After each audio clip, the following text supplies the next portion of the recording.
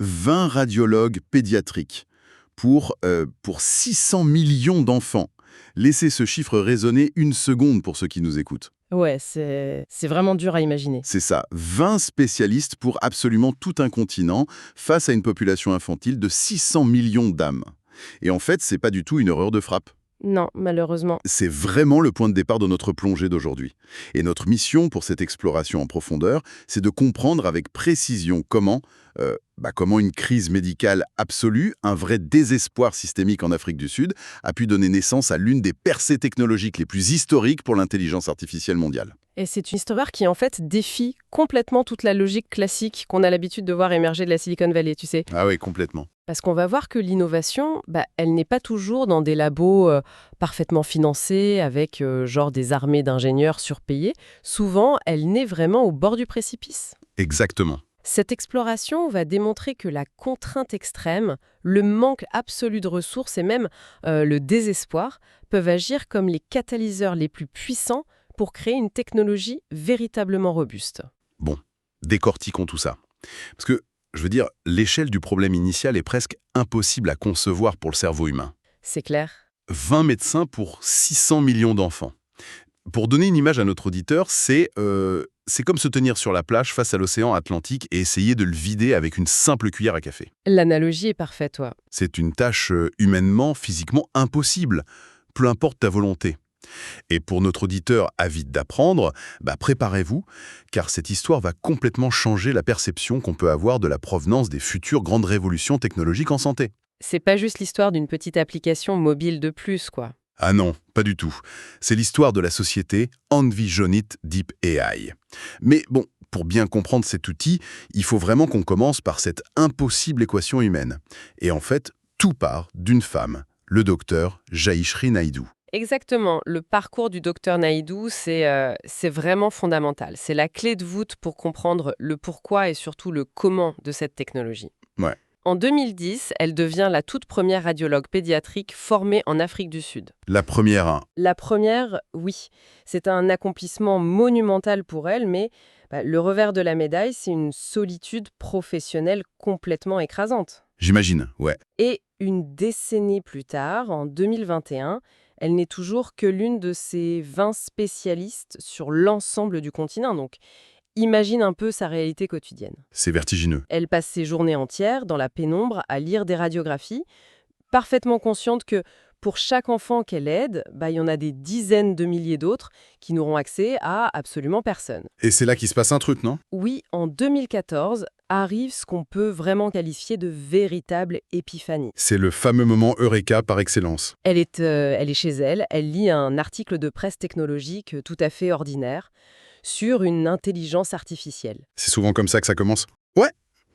L'article explique comment un algorithme apprend à faire la différence entre des photos de chiens et des photos de chats. La fameuse reconnaissance de schéma visuel, tu sais, le pattern recognition de base. Ah oui, classique. Et là, le déclic se produit.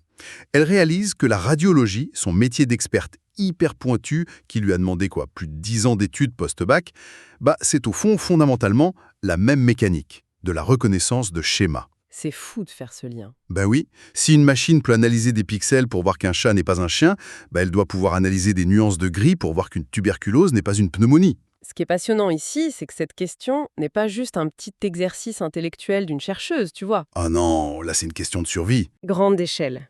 Les chiffres de la région donnent le vertige. Prends le Kenya, par exemple. On compte un radiologue pour plus de 389 000 habitants. Waouh.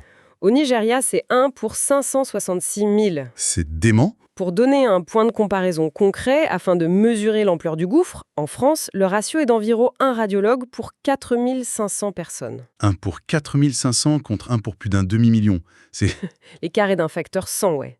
Et pendant que ces quelques médecins s'épuisent, la tuberculose représente plus de 25% des décès mondiaux en Afrique. Ah oui, quand même. Et la pneumonie, à elle seule, tue 700 000 enfants de moins de 5 ans chaque année sur le continent. Mais là, il faut que je fasse un peu l'avocat du diable. Vas-y. Quand on regarde cette situation de l'extérieur, on entend ces chiffres tragiques, on connaît l'urgence, on se dit pourquoi la technologie, et plus spécifiquement l'IA, serait la seule issue? Bonne question.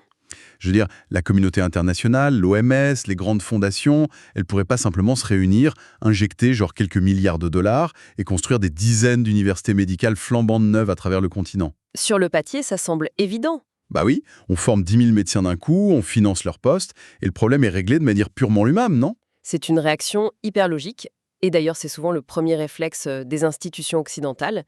Mais en fait, cette approche se heurte à un mur systémique totalement invisible si on ne connaît pas le terrain. Lequel? Le temps et la fuite des cerveaux. Former un médecin spécialiste, un radiologue, capable de lire des pathologies complexes, ça prend entre 8 et 12 ans. C'est long, c'est vrai. Même si on déversait des milliards de dollars demain matin pour doubler ou tripler le nombre d'étudiants en médecine, il faudrait attendre une décennie entière pour en voir le tout premier résultat sur le terrain.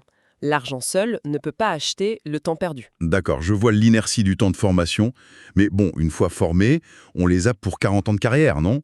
Et c'est là qu'intervient la deuxième partie du problème, la fameuse fuite des cerveaux. Ah, Spécialistes formés à grands frais, une proportion gigantesque d'entre eux migrent vers des pays à haut revenu, comme le Royaume-Uni, les États-Unis ou l'Australie, où les conditions de travail, la sécurité et la rémunération sont juste incomparablement meilleures. c'est compréhensible humainement. On ne peut pas leur en vouloir individuellement, non. Mais macroéconomiquement, ça signifie que les hôpitaux locaux se vident de leurs talents au rythme même où les universités les remplissent. Donc l'équation humaine classique est mathématiquement perdue d'avance. Donc la capacité humaine a vraiment atteint un plafond de verre insurmontable. Exactement. Et face à ce mur, le docteur Naidoo comprend qu'elle ne peut pas se cloner, mais elle baisse pas les bras pour autant. Elle passe 5 ans à étudier l'IA, le codage, les réseaux de neurones, et tout ça en parallèle de son travail éreintant à l'hôpital. Une détermination incroyable. Ouais. Et en 2019, elle fonde Envisionit Deep AI avec son mari, Terence Naidoo, et un directeur technique, l'ingénieur André Migachev. L'équipe fondatrice, voilà. L'idée brillante est là, sur le papier. L'algorithme commence à s'entraîner. Mais avoir une idée face à une crise, c'est une chose. Comment concrètement cette technologie a-t-elle survécu à l'épreuve du réel, et de manière totalement imprévue? Ah, ça nous a... Et ça nous amène directement à l'hôpital de Kimberley en juillet 2020. C'est le véritable baptême du feu de leur invention. Et quel baptême, franchement. Il faut vraiment se représenter la scène. Nous sommes dans la province du Cap du Nord, en Afrique du Sud, en plein milieu de l'hiver austral. Ok. L'hôpital public de Kimberley est immense. Il compte 700 lits. C'est l'établissement central de toute la région, le dernier recours pour des centaines de milliers de personnes. Et on est en juillet 2020, donc... Exactement. Le Covid-19 frappe avec une violence inouïe. C'est le pic de la pandémie, avant même l'arrivée des vaccins. Les services de réanimation débordent, les soignants sont complètement à bout. L'enfer. Et dans ce chaos absolu, la pire chose possible se produit. L'unique radiologue de l'hôpital, le seul médecin capable de lire les imageries pour 700 lits, tombe malade. Attends. Un seul radiologue pour 700 lits, c'est déjà une situation hyper tendue en temps normal. Mais quand il disparaît de l'équation en pleine pandémie respiratoire, c'est genre un effondrement en cascade. Totalement. Si je comprends bien, pas de radiologue, donc personne pour lire les radios des poumons. Sans radio lue, pas de diagnostic confirmé de pneumonie Covid. C'est la chaîne logique, oui. Et sans ce diagnostic précis, les médecins, urgentistes et les généralistes ne savent pas qui mettre sous oxygène ou en réanimation en priorité. C'est ça. C'est la paralysie totale. C'est littéralement la mort assurée pour de nombreux patients qui attendent dans les couloirs, parce que le goulot d'étranglement est totalement bouché. C'est exactement ce qu'allait se passer. Sauf que, par un concours de circonstances providentielles, le logiciel Radify d'Envisionit Deep AI, qui était encore dans ses phases de déploiement, il était déjà installé sur les serveurs et les postes informatiques de cet hôpital précis. Oh, le timing incroyable. Et là, c'est le moment de bascule. La machine prend le relais de l'humain défaillant. L'intelligence artificielle se met à analyser les images thoraciques des patients. D'accord. Et elle le fait en 25 millisecondes par image. 25 millisecondes. Elle repère les schémas typiques de la pneumonie liée au Covid, signale immédiatement aux équipes les cas urgents et analyse les radios à un rythme effréné de 2000 images par minute. C'est fou. Le logiciel a littéralement tenu l'hôpital à bout de bras pendant que le médecin titulaire était cloué au lit. Attends, mais 25 millisecondes, c'est moins de temps qu'il n'en faut pour cligner des yeux. Ouais, c'est instantané, en gros. L'idée qu'un bout de code puisse, en un battement de cils, trier qui a besoin d'oxygène vital et qui peut attendre, empêchant ainsi l'effondrement d'un hôpital de 700 lits, c'est phénoménal. Et ça s'arrête pas là. Non, parce que l'architecture de leur offre ne s'arrête pas à un seul logiciel miracle. En cherchant bien, on découvre qu'ils ont pensé un véritable écosystème en 3 parties. Très ingénieux. Il y a d'abord Radify, l'outil clinique qui pose le diagnostic et qui fonctionne même hors ligne quand la connexion Internet lâche, ce qui arrive, on va pas se mentir, tous les jours là-bas. Absolument. Il y a ensuite Cat AI, qui est un outil d'apprentissage et de formation continue pour le personnel. Et surtout, il y a le troisième pilier, Ratify, écrit avec un T, dont le rôle exclusif est de surveiller ce qu'on appelle la dérive du modèle. Un élément crucial. Pour vulgariser, c'est Radify et le pilote automatique ultra rapide qui dirige l'avion de ligne en pleine tempête. Ratify, c'est le mécanicien de bord assis juste derrière, hyper vigilant, qui vérifie en temps réel chaque écrou, chaque paramètre pour s'assurer que le pilote automatique ne devienne pas soudainement fou ou biaisé au fil du temps. C'est une excellente analogie. Et cela soulève une question cruciale sur la nature même de l'intelligence artificielle en médecine. Et ça explique pourquoi le docteur Naidoo a tant insisté sur cette architecture. Ah oui, Le fameux modèle drift, ou la dérive du modèle, c'est un phénomène très insidieux. c'est-à-dire? C'est quand une IA commence à perdre en précision, lentement, parce que les données du monde réel changent subtilement par rapport aux données figées sur lesquelles elle a été initialement entraînée. Ok, je vois. Les populations évoluent, les machines à rayons X vieillissent et changent de contraste, de nouvelles souches de maladies apparaissent, tu vois. D'accord, je comprends le principe, mais c'est si grave que ça, une dérive. Je veux dire, on voit ça partout dans la tech, non? Dans d'autres secteurs, oui, et c'est tout à fait gérable. Dans le commerce en ligne, par exemple, si l'algorithme dérive, il te recommande une mauvaise paire de chaussures ou un film que tu n'aimeras pas. Bon, rien de dramatique. C'est ennuyeux, la conversion baisse, mais c'est sans gravité. En médecine, par contre, c'est une toute autre histoire. J'imagine. Si l'algorithme de radiologie dérive à cause, disons, d'une nouvelle calibration matérielle et commence à rater les tout premiers signes d'une tuberculose contagieuse, c'est mortel. Ah ouais, là on rigole plus du tout. C'est pour ça que la surveillance continue opérée par le module Ratify n'est pas juste un gadget marketing pour lever des fonds. C'est une exigence clinique absolue posée par une fondatrice qui, avant d'être entrepreneuse, est d'abord médecin et a prêté le serment d'Hippocrate. C'est là que ça devient vraiment fascinant. Donc, la preuve de concept est indéniable. Et en plus, elle n'a pas été faite dans un simulateur bien confortable ou lors d'un hackathon, mais vraiment dans les tranchées, pendant une pandémie mondiale. En conditions réelles, oui. Mais bon, survivre au chaos d'un hôpital sud-africain en crise, c'est une chose magnifique. Mais comment on passe du statut de héros local à celui d'acteur certifié par l'établissement médical occidental qui est, rappelons-le, réputé pour être le plus strict, lent et exigeant au monde? C'est un sacré saut, en effet. On parle ici de franchir le grand mur réglementaire de la FDA américaine, la Food and Drug Administration. Absolument. Le 25 janvier 2024 marque vraiment une date charnière. Qu'est-ce qui s'est passé? Ce jour-là, Envisionity Deep AI devient la toute première entreprise fondée en Afrique à obtenir la très très convoitée autorisation 510OK de la FDA pour un dispositif d'IA médical. Historique. Spécifiquement, leur logiciel a été validé pour le triage d'urgence du pneumothorax. Ok, explique-nous un peu. Pour clarifier, un pneumothorax, c'est quand de l'air s'échappe du poumon et vient se coincer entre le poumon et la paroi thoracique. En gros, ça écrase le poumon. C'est une urgence vitale absolue. D'accord. Ils ont également été validés pour l'effusion pleurale, qui est une accumulation dangereuse de liquide au même endroit. Et la machine, elle détecte et alerte le médecin de ces urgences en moins de 3 secondes. Pardon, mais je dois t'arrêter là sur un point super précis. Vas-y. Ce qui me fascine le plus dans cette victoire réglementaire, c'est l'abîme financier. C'est l'histoire de David contre Goliath, mais poussée à son paroxysme. Tu penses au lever de foncier. Ouais. Quand on regarde les chiffres de l'entreprise, Envisionity Deep AI n'a levé au total que 2,18 millions de dollars. C'est dérisoire dans ce secteur. C'est impossible dans la medtech moderne.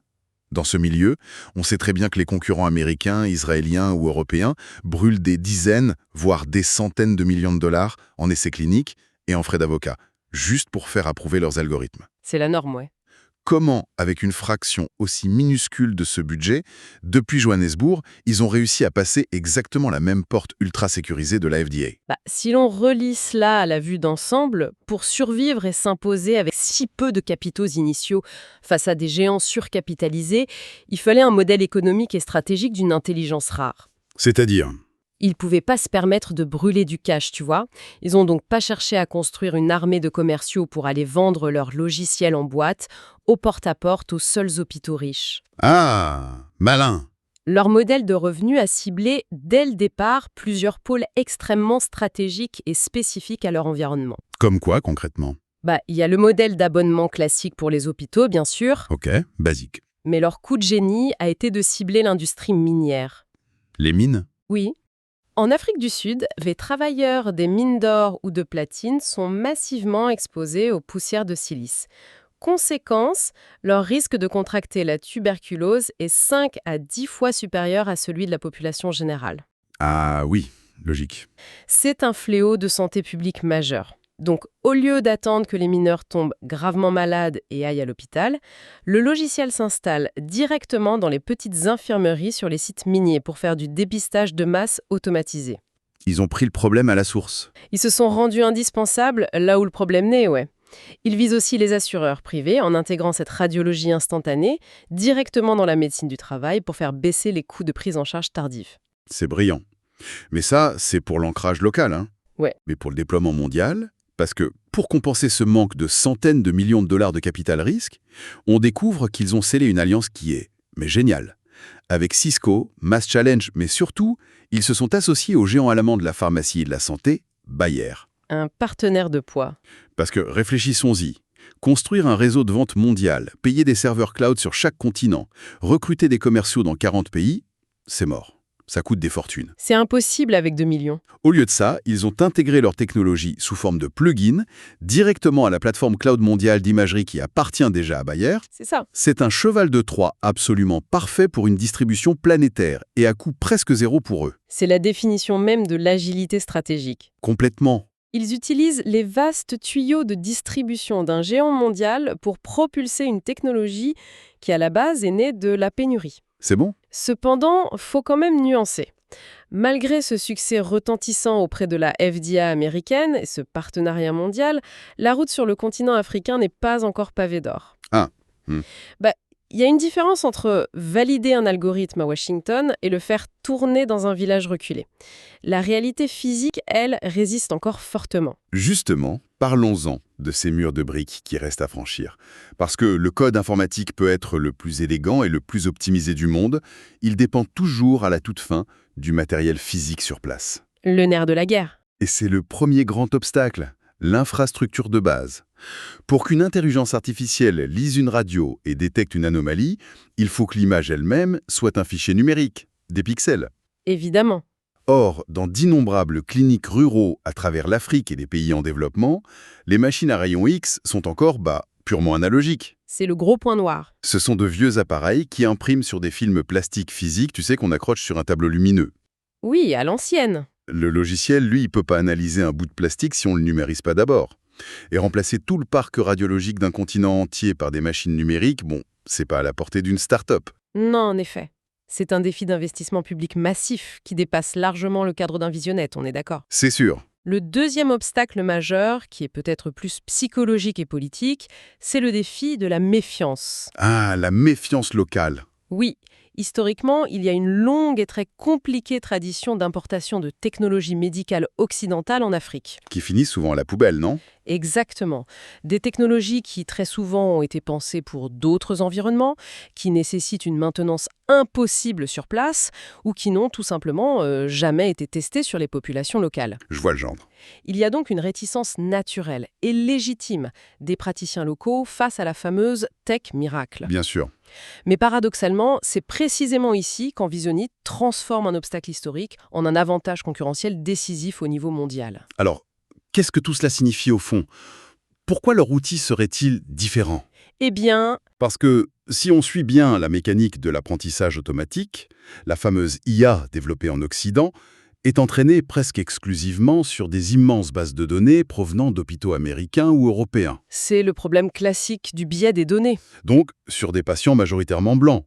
Et ces algorithmes sont tristement célèbres dans le milieu médical pour être moins précis, voire carrément biaisés lorsqu'ils analysent des patients d'origine différente. Tout à fait. Leurs poumons ou leur densité osseuse peuvent présenter des variations subtiles dans la façon dont les maladies s'expriment à l'image.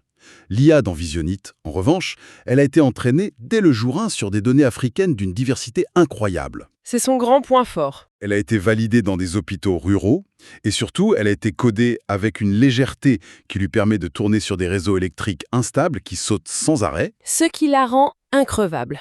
Du coup, est-ce que cela ne veut pas dire que logiquement, un hôpital de pointe à Paris, à Londres ou à New York devrait carrément préférer acheter cette IA sud-africaine parce qu'elle est factuellement plus résiliente, véritablement tout-terrain et médicalement beaucoup plus universelle? Oui, de façon tout à fait catégorique. Ah, Et c'est la grande leçon, presque philosophique, de cette histoire pour l'industrie technologique mondiale. l'innovation sous contrainte. L'innovation forgée sous une contrainte extrême accouche d'un produit fondamentalement supérieur, et pas seulement pour les pays pauvres. C'est fascinant. Pense-y, une intelligence artificielle conçue dans un labo californien flambant neuf, parfaitement climatisé, avec une armée de serveurs alimentés par une connexion fibre optique ininterrompue, elle va tout simplement s'effondrer et cracher à la première panne de réseau ou à la première fluctuation de tension. C'est clair. L'outil d'Envisionit, lui, a été pensé dans son architecture même pour ne jamais s'effondrer, car il est né dans un environnement où l'effondrement est la norme quotidienne. C'est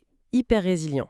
De plus, l'absence de biais dans l'analyse médicale n'est pas chez eux un concept marketing pour cocher des cases éthiques, c'est l'essence même de la robustesse clinique de leur modèle. En résolvant le problème de diagnostic pour les populations les plus marginalisées et les environnements les plus difficiles, ils ont, par ricochet, créé un outil beaucoup plus fiable, universel et performant pour la planète entière. C'est un retournement de perspective absolument vertigineux. Totalement. Si on fait la synthèse de ce voyage incroyable aujourd'hui, on est parti d'une équation humaine totalement désespérante. Une salle d'attente à l'échelle d'un continent. Impossible à gérer. Avec, je le rappelle, seulement 20 radiologues pédiatriques pour 600 millions d'enfants. Le cauchemar. Au milieu de ça, une doctoresse qui refuse la fatalité mathématique. Elle comprend que la quintessence de son art médical repose sur de la reconnaissance visuelle. Et elle décide de coder une alternative pérenne avec une toute petite équipe. Ouais. Ensuite, on traverse l'horreur d'une pandémie mondiale où ce même outil, branché presque au dernier moment, sauve des vies en posant des diagnostics en 25 millisecondes pour pallier l'absence inopinée du seul médecin du service. C'est digne d'un film. Et on aboutit, avec un financement initial extrêmement modeste, d'un peu plus de 2 millions de dollars, au standard ultime et intouchable de la validation clinique, à savoir le tampon de la FDA américaine, battant ainsi à plate couture les géants surfinancés du secteur. C'est vraiment la démonstration magistrale que l'expertise clinique acquise sur le terrain et ancrée dans le réel battra toujours, à long terme, les ressources financières purement abstraites. C'est clair. Le docteur Naïdou ne cherchait pas à disrupter un marché pour faire une introduction en bourse. Elle connaissait la souffrance intimement. Elle l'a vécu. Elle savait précisément ce dont un médecin épuisé a besoin à 3 heures du matin dans un hôpital surpeuplé où l'électricité vient de sauter. C'est du concret. Et c'est cette réalité rugueuse, ce refus catégorique d'accepter l'impossible, qui a propulsé une start-up sud-africaine au sommet absolu de la technologie médicale mondiale, redéfinissant au passage ce qu'une IA de santé devrait vraiment être. Et cela nous amène à une réflexion finale vraiment troublante, et qui dépasse largement le cadre de la médecine. Ah oui. Parce que l'industrie médicale n'est pas du tout la seule à reposer sur des spécialités de pointe, accessibles à une toute petite minorité d'experts. Si une intelligence artificielle conçue avec si peu de moyens peut contourner 12 longues années d'études de médecine pour analyser des imageries complexes avec la précision chirurgicale d'un expert et en plus décrocher l'approbation d'une autorité fédérale américaine, Où est-ce que tu veux en venir ? quelles autres professions très spécialisées, aujourd'hui jalousement gardées par des élites académiques ou financières à travers le monde, vont bientôt connaître leur propre moment hôpital de Kimberley? C'est une excellente question. Pensez au droit corporatif ou à la fiscalité internationale d'une complexité folle. Pensez à l'ingénierie structurelle avancée pour les ponts et les barrages. Oui, tout ce qui est très niché. Quel sera le prochain domaine où, soudainement, face à un mur de contraintes, l'incapacité humaine à gérer le volume ou l'urgence va s'effondrer d'un coup, forçant un outil technologique né dans l'urgence à prendre le relais de façon permanente et plus efficace? Ça laisse pantois. C'est une perspective immense. Un immense merci à ceux qui nous écoutent d'avoir partagé cette soif de savoir avec nous pour cette session. Merci à vous. Continuez à chercher des pépites d'innovation là où on les attend le moins. Car la prochaine grande révolution mondiale viendra peut-être, encore une fois, d'une volonté farouche de vider l'océan avec une simple cuillère à café.